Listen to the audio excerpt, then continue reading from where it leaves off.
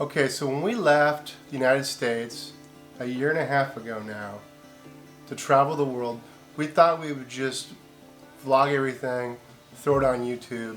It'd be super easy, be a lot of fun, wouldn't take any time at all. And since then we've learned a few things, like we've learned everything.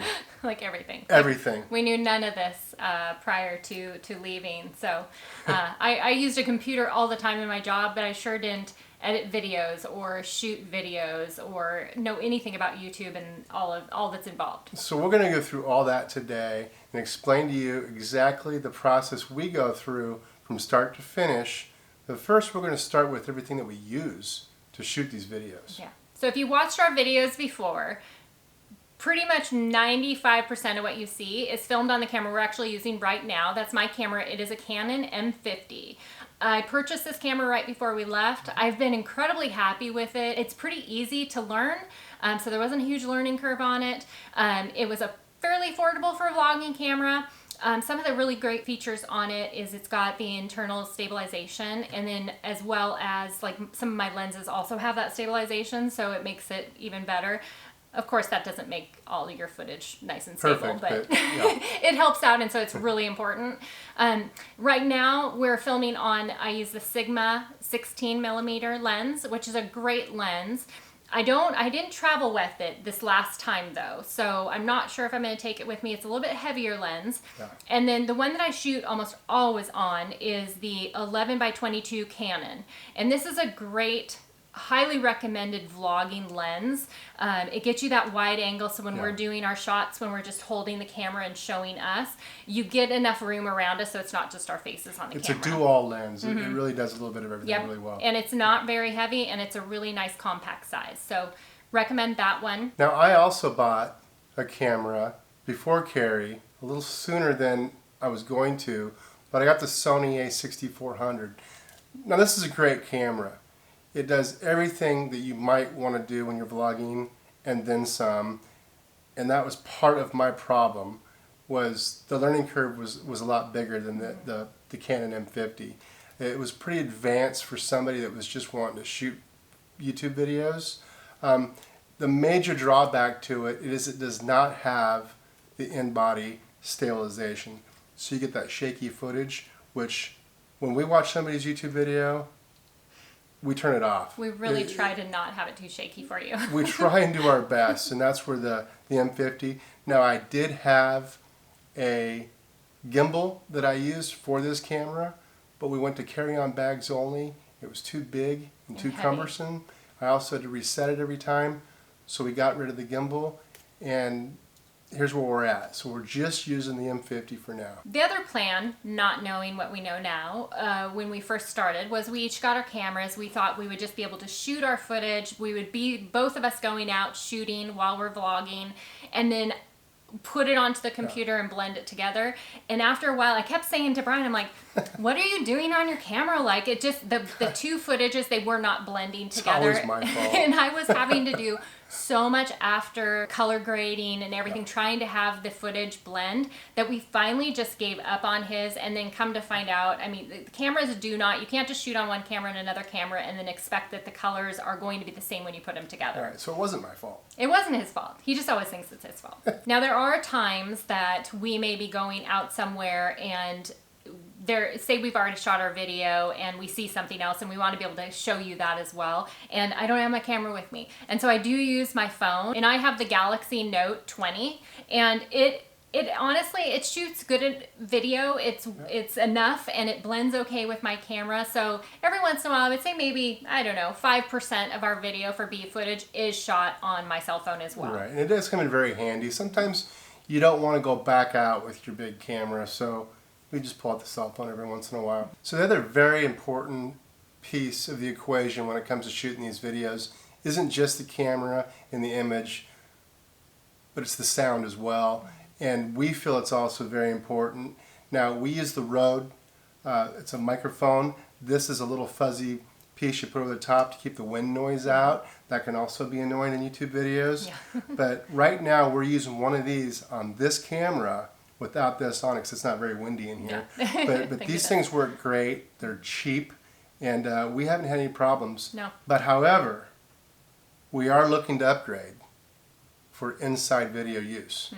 For better sound. Yeah. We have had people let us know, and believe us, we know. We know. That there are places that we have filmed in where the echo is really bad. We're hoping it's not in here. This place is carpeted. But the problem is Airbnbs are not carpeted. Yeah. Right now we're at a house sit, so it's a little bit easier.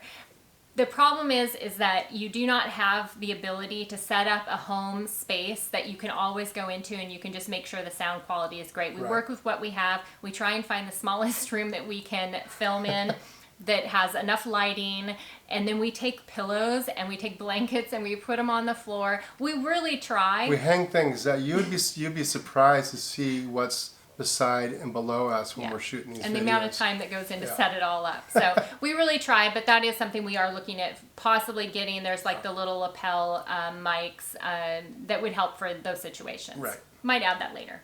Okay, the next very important piece of equipment is the Joby tripod. Now, these tripods, you can lengthen them, you can shorten them, you can wrap them around a tree branch, you can just set them on a table like we have this one right now, and we use it all the time. We also keep it attached to the camera just for when we're walking around, whether we're doing a selfie or whether we're just showing B footage. It just adds that extra stability, and we use it all the time. Yeah, and it gets a little more distance for Yeah. those face shots, so, Yeah. so it's a little bit further away from us. So Yeah, it's we don't really like helpful. our faces so close to So the camera. close now, especially because you're watching on a really big TV Yes, sometimes. Scary. One of the other key elements that I have for my camera is a Peak Design strap. And I absolutely love this strap. It's heavy duty. Yeah. You don't have that weight around your neck. I can do it as a side strap. I can just do it over my arm or around my neck. It just really is very versatile. The nice thing about it is right now the little pieces to attach this to are hooked to the camera that we're using right now, and you just pop them on. So you're not having to Right. unhook things each time and then put your strap back on. It's super easy to take on and off. They also have a wrist strap. I didn't use that. I tried it for a little bit. I really wasn't as much of a fan. I just like having it around my neck, and so it's just really easy, but I would highly recommend getting one of these. Yeah, now Peak Design is a very well-known, good high-quality brand. If you don't want to get a Peak Design, get a strap, because straps are really good for that stability we were talking about. I didn't have one, and my phone didn't, or my camera didn't have in-body stabilization, so I really struggled. Carrie here, she's a whiz. She keeps everything just nice. And Yeah, so they have the strap, but then you also there's a Yeah. piece that you add to your backpack, and he has it attached to his camera, and then you can just clip your camera will just slide right on it's to your backpack. Yeah, it's the Peak Design clip. It stays on my camera, and then I just slide it into a holster on my and backpack. so it just sits there. So now the next important thing is, what do we use to edit our videos with? And I use the Hewlett-Packard Spectra 360 15-inch. I am really happy with that computer. I did a lot of research before I got it, and I have not been disappointed at all with it. It is a touch screen. It's got a big enough screen for me to work on. We originally looked at possibly doing smaller screens on our computer just for travel and how easy it would be. Right. But I'm really glad that I have 15-inch. I think that's important when you're editing. So I would recommend looking at that computer if you're looking for a computer to get. The other thing that I use is I edit with a mouse. I do not like editing with the little touchpad. It's a lot smoother to be able to just use the mouse. So the one that I use, and I just actually replaced it with this one because I'd worn mine out, is just a basic Microsoft mouse. Once again, you're traveling, so you're not going to get some big ergonomic mouse to travel with. So this is a very low profile and not very expensive, so that's nice. The other thing I always edit with is headphones. I used to use Bluetooth ones, but they kind of became a pain having them connect to my phone and then connect to the computer. And so I just picked up the just easy plug-in headphones. Yeah. Really important to edit with headphones because you hear all those things that you might not hear if you're in a room that has any noises. So recommend Like headphones. me. Like him talking She was to me, referring to me or right there. listening to a TV show. I feel it. So I have a computer also. I use some editing on mine as well. I use the MSI Prestige 15-inch, and hers is a little more powerful than mine is, but mine does do the trick. It's also sleek, compact. I like the size of it, I like the shape of it. So for me, it works perfect. When you're picking out a computer, a laptop, and you plan on traveling the world, try and get one as light as you can. That's what we tried to do, but staying in the 15-inch profile. Yeah, very important. So now, what are we going to change going forward? What have we learned? Well, on equipment. On equipment, I'm selling my SONY. It doesn't have that in-body stabilization, and that to us is very important. So that I'm selling with both of my lenses. And I'm going to go with either the GoPro 11 or the DJI Pocket 2. Now the Pocket 3 is coming out as well, so I might wait to see what that's like. But that's something that we're going to move towards for a couple reasons. The stability and the low profile when we're in these markets in Asia or just in crowded places. We just feel a little bit better vlogging with something just a little more low sometimes profile. when you're walking around with your bigger camera, it's bulky and I don't know, you're just kind of always worried about it. So having something that's a little easier that he can just even honestly tuck into a pocket and stuff like that is just, that was kind of the goal with this one without losing quality. Without losing quality, that's the key. So that's kind of what we're looking at moving forward. Okay, so now on to how we actually vlog. What is involved in that process for us? So the first thing that we do when it is a location-based video or it's a sit-down video like this one is we are doing research. So we're going to research the location. We're going to see what are the key points that we want to be able to share with you. And then a sit-down video, we have to go through and do kind of a timeline and what do we want to share? What are we going to be covering and stuff like that. Now, we're not scripted. We just kind of shoot from the hip on our talking points, but we do know what we want to talk about, if that makes sense. It does, because at the end, we would just not cover much of anything we and be just like, walk oh, we around. forgot that. So we really need to have some kind of just key points to cover. Like you said, we're not scripted. We just kind of have bullet points. Right. Now, when we watch other people's videos, we watch them with the intent of what are they missing? What do we want to hear from them about that location? That's what we try and do. We try and give you a little bit of history, not too much history though, because we usually get called out on something that we missed or something we got wrong, right? Pricing. Pricing's a big one, and as much as we think we give you the prices, we always get that comment, can you please get more pricing in your videos? Yeah, we so try. That's something that we are going to bring more of, is what everything costs, because that's a big one, even for us when we're watching a video. And also transportation. How do you get about? How much the buses? Where do you catch the bus? Where do you catch the train? Everything involved. Yeah, we really, honestly, we would walk around a city that we're visiting, especially if we're there for a few days, and we just ask ourselves, like, what would we want to know if we were coming here? And that's where we start. With all of that information in place now, we kind of set up a plan of action for the day. So if it's a place that we have been and we know the locations, we kind of go, okay, we want to start here, and then try to just get a path of what we're going to do. And then, but if it's a place that we haven't visited, it's a day trip, we may not know that. So we just kind of get an idea of those main points we want to show and stuff, so that we just know what we need to cover. Right, and we used to do videos, our first impression videos, where we just walk into our next location and try and shoot a video. We don't do that anymore. No. We don't like those videos ourselves, so why would you like them? Yeah. So we try and do a little bit of preparation before we go out and shoot the video. Best we can. Best we can. So after we're done vlogging and we've now come home, pretty much right after we get home, I will put the footage that we shot onto the computer, and I'm going to be checking it for multiple things. I want to check and make sure that the sound quality is okay, especially if there was any windy scenes. I'm going to check and make sure that there weren't any blurry issues, and then, because we've had that happen, and we've had to go back and We've deleted a whole video before. And then, you're checking to make sure that you have enough content. Do you need to go back out and shoot more? And all of those things. Just make sure that you've got everything that you need and covered all the points that you wanted to catch. So now that we've got all the information on the computer, we use Premiere Pro, and we go through and we get a timeline in our Premiere Pro in order of the video that we just shot, and we edit that down as much as we can. We usually go through that 3 times to get that edited down to where there's no long, boring scenes. We try and mainstream it as much as we can. Yeah. And when you're editing, we're trying to tell you a story. And so you need to get those clips in order to tell that story. Right. So there's time involved in that. It's not just a quick, easy process. So then the next step that we do is we use Canva, and we use that. I use it to create any of the overlay that you see over the screen, where it tells you pricing or it tells you information about the place we're at or anything like that. The other thing that we use Canva for is if, say, we're in a location and there's a cool place, but we don't have a drone. We Right. don't travel with a drone. They're a pain to travel with. We use Canva for any drone footage that you see. So I'll go on there and I'll get clips from Canva for that. I will also get even just random clips that maybe tell the story a little bit better. We don't use a whole lot of that, but that's in there as well. Right. Now, the next part of the equation is the sound, Music. is the music. Now, we've learned a lot about music, volume, style, and we have discovered that it's really a preference. We've put in videos together where we're really happy with the music. We get comments about how great the music is.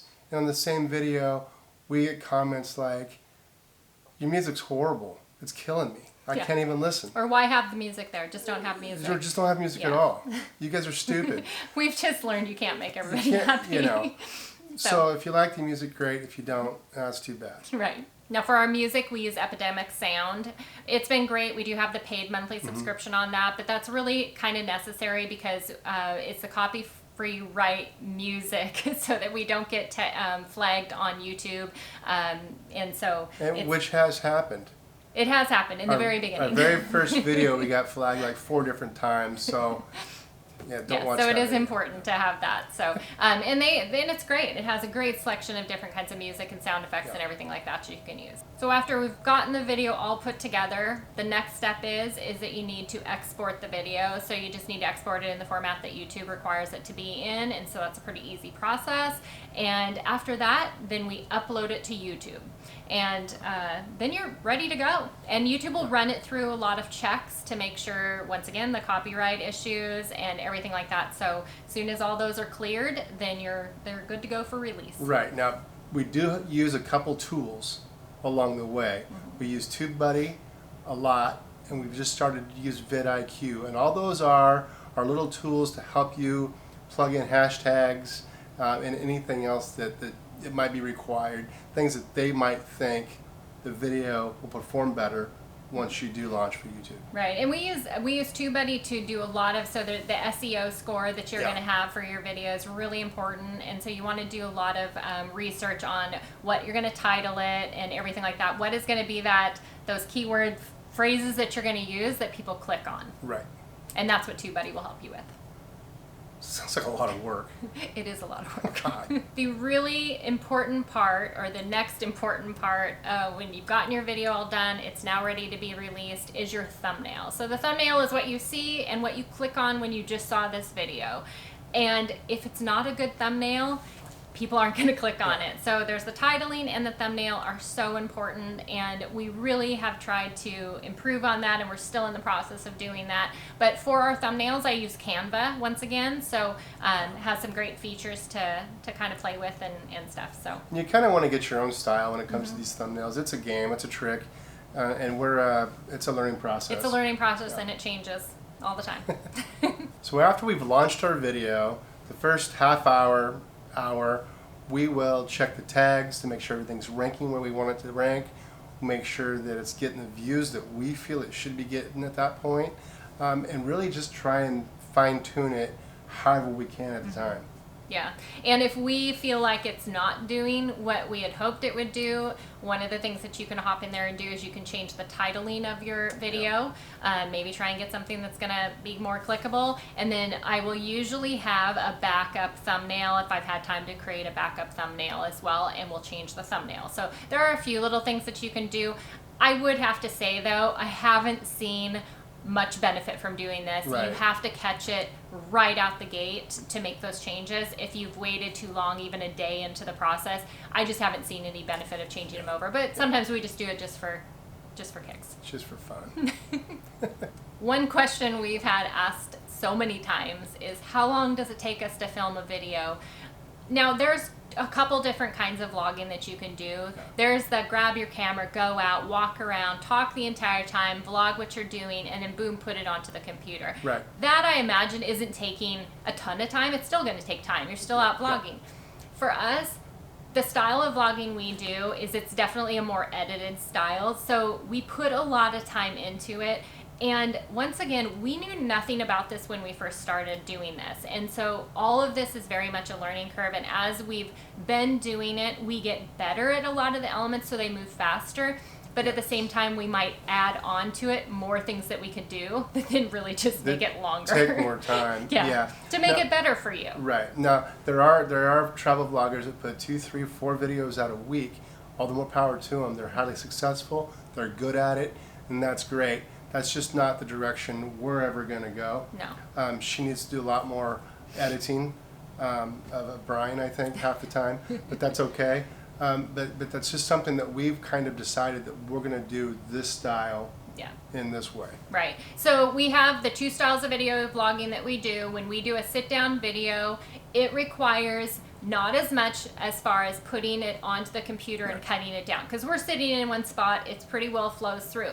But the thing about these videos are, a lot of time there's a lot of over footage on them. So I'm doing a lot of B footage. I'm doing a lot of wording at the bottom that I have to create on Canvas. So I think, oh, no problem, these are easy ones to edit. And then they end up taking sometimes longer than walk around vlogging video. So in that style of video, you're going out and vlogging, but you're coming back and you're really just kind of clipping them together. So yeah, so there's kind of both. So so there's really not a good answer to how long does it take us to vlog. I think that what we would say is it takes a long time. So you have to enjoy what you're doing and you have to want to do it, because you're not going to just be doing this, in my view. You're not going to be just doing it for some fun activity to do. I would say each video takes 3 or 4 days from start to finish. Right, from planning to filming to editing to all of it. Yeah, yes, it's a long process. Us 3 to 4 days.